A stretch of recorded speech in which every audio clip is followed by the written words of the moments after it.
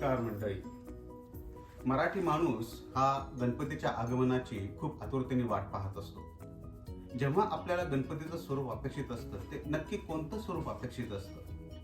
आपण जेव्हा गणपतीचं ओंकार स्वरूप पाहतो त्या स्वरूपातून गणपती आपल्याला मार्ग दाखवत असतो.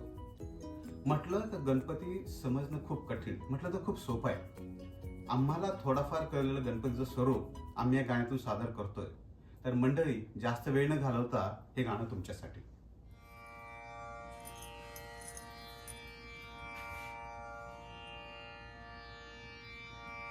श्री गणराया गौरी सुता संपूर्ण स्वरूप